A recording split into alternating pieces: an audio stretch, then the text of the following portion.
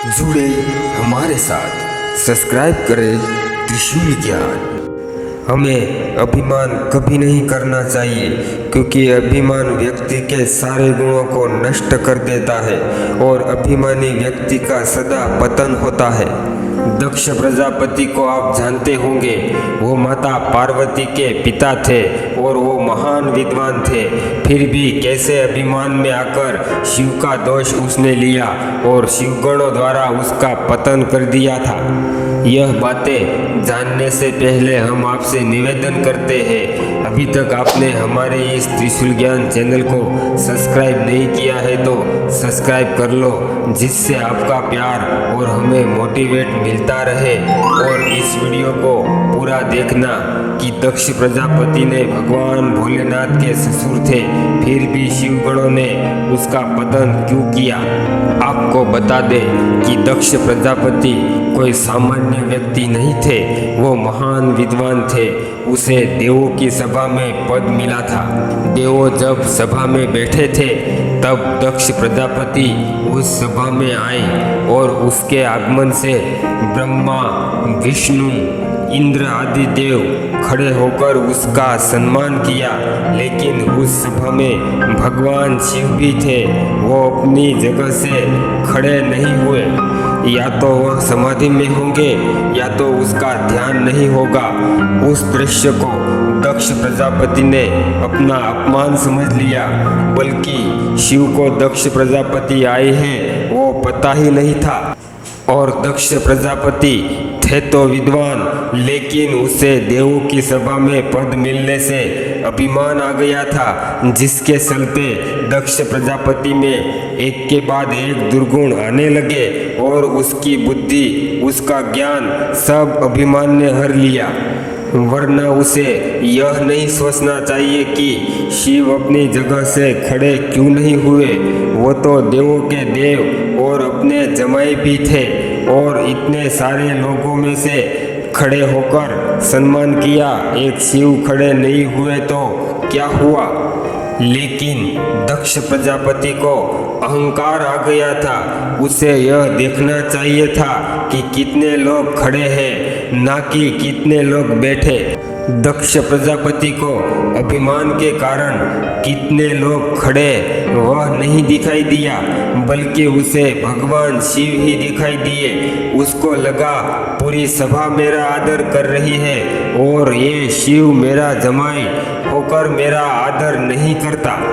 अपने अंदर अहंकार के कारण शिव खड़े न होने से जमाई से अपना अपमान समझ लिया और अहंकार के कारण उसके अंदर मूर्खता आ गई और इसने मन बना लिया कि शिव से मैं इस अपमान का प्रतिशोध लूंगा। और वो अपने राज्य में आकर सभी ब्राह्मणों, पुरोहित को बुलाकर यज्ञ का आयोजन किया और अपने सभी ब्राह्मणों को शिव के स्थापना के बिना यज्ञ करने को कहा। लेकिन शिव की स्थापना के बिना यज्ञ हो ही नहीं सकता, ऐसा सभी ब्राह्मणों को दक्ष प्रजापति को समझाना चाहिए था। उसकी वजह सभी ने दक्ष प्रजापति का साथ दिया। दक्ष प्रजापति ने सभी को यज्ञ का निमंत्रण भेजा, एक शिव को ही निमंत्रण नहीं दिया और यह सूचना दी कि सभी को कैलाश से गुजर कर आना है, ताकि भगवान शिव को पता चले कि सभी को आमंत्रण है सिवाय उसके। और दक्ष प्रजापति की बुद्धि अहंकार में उतनी भ्रमित हो गई कि माता पार्वती उसकी बेटी है, लेकिन शिव की पत्नी होने के कारण उसको भी निमंत्रण नहीं दिया और उल्टा सभी को सूचना दी थी कि शिव तो यहाँ नहीं आएंगे, लेकिन मेरी बेटी पार्वती आई तो भी उसे कोई सम्मान नहीं करेगा। माता पार्वती को लगा कि बिना आमंत्रण भगवान भोलेनाथ तो आएंगे नहीं, लेकिन बिना आमंत्रण एक बेटी अपने पिता के घर जा सकती है। इसलिए भगवान भोलेनाथ को उसने यज्ञ में जाने की अनुमति मांगी। भगवान भोलेनाथ को पता था, इसलिए भगवान भोलेनाथ ने माता पार्वती को समझाया कि जहाँ हमारा मान नहीं होता और जहाँ हमारा अपमान होने वाला हो वहाँ हमें नहीं जाना चाहिए। लेकिन माता पार्वती नहीं माने। उसे लगा मैं अपने पिता के वहाँ जाऊँ तो कोई तो होगा जो मेरे साथ खड़ा रहेगा। और माता पार्वती यज्ञ में जाने के लिए तैयार हुए और भगवान शिव ने सभी शिवगणों को बोला कि कहा अपनी माता को वहाँ घुमाकर वापस लेके आ जाना। माता पार्वती यज्ञ मंडप में आई, उसका किसी ने भी सत्कार नहीं किया। उल्टा माता पार्वती को कटाक्ष शब्दों से व्यंग करने लगे। सभी जगह देखने के बाद इसे यज्ञ में शिव का कहीं भी स्थापन नहीं देखा। अपने पति का ऐसा भयानक अपमान देखकर माता पार्वती क्रोधित हो उठी और उसे सभी को कहने लगे, मेरे पिता तो प्रतिशोध की भावना में है, लेकिन आप में से किसी ने भी उसे सही ज्ञान नहीं दिया। और ब्राह्मणों को कहने लगे, शिव के स्थापन के बिना यज्ञ हो ही नहीं सकता, इसलिए आप सभी को उसके भागीदार हैं। आप सभी ने विद्वान होकर शिव का दोष लिया है, इसलिए आप सभी को उसका दंड मिलेगा। ऐसा कह के माता पार्वती ने अपने देह को यज्ञ कुंड में समा लिया। अपनी माता का देह यज्ञ कुंड में जलता देखकर शिवगणों तांडव करने लगे। वो दक्ष के यज्ञ को ध्वस्त करने लगे। किसी गण ने कैलाश जाकर भगवान शिव को समाचार दिया कि आपका ऐसा भयानक अपमान देखकर माता यज्ञ कुंड में अपना देह को त्याग दिया। माता पार्वती का यह समाचार सुनकर भगवान शिव का क्रोध जाग उठा। वो तांडव करने लगे और भगवान शिव ने अपने अंश से वीरभद्र को प्रकट किया और उसे कहा कि जाओ दक्ष प्रजापति के यज्ञ को ध्वस्त कर दो। वीरभद्र ने आकर दक्ष प्रजापति के यज्ञ को ध्वस्त कर दिया और सभी को दंड दिया और दक्ष प्रजापति का सर धड़ से उखाड़ दिया।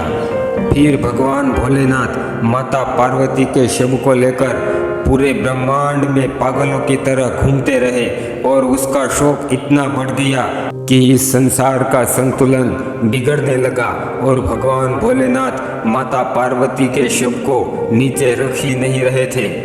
कोई देव यादि देव ऋषि मुनि भगवान शिव के पास जाने का कोई साहस ही नहीं कर रहे थे। फिर सभी देव यादि देव सप्त ऋषि मिलकर शिव सागर में जाकर भगवान विष्णु भगवान की आराधना की और इसे प्रार्थना की कि अब आप कुछ करें। फिर भगवान नारायण ने अपने सुदर्शन की मदद से माता पार्वती के जलते हुई देह से एक एक अंग सूक्ष्म से अलग करने लगे। फिर भगवान नारायण ने भगवान शिव की स्तुति की और भगवान शिव के शोक और क्रोध को इस तरह शांत किया और धरती पर जहाँ जहाँ माता पार्वती के देह के अंग गिरे वहाँ शक्तिपीठ हुआ। माता पार्वती के देह से 51 अंग धरती पर गिरे। सभी जगह पे अलग अलग नाम से साक्षात माता प्रकट हुई। आज वो शक्तिपीठ के नाम से जाने जाते हैं। भाइयों, यह बातें आपको कैसी लगी कमेंट करके ज़रूर बताना। अगर आपको यह बातें अच्छी लगी हो तो एक प्यारा सा लाइक ज़रूर कर देना और हमारे इस त्रिशूल ज्ञान चैनल को सब्सक्राइब ज़रूर कर लेना ताकि हमें मोटिवेट मिले। मिलते हैं एक नई वीडियो के साथ। जय श्री राम, ओम नमः शिवाय, राधे राधे।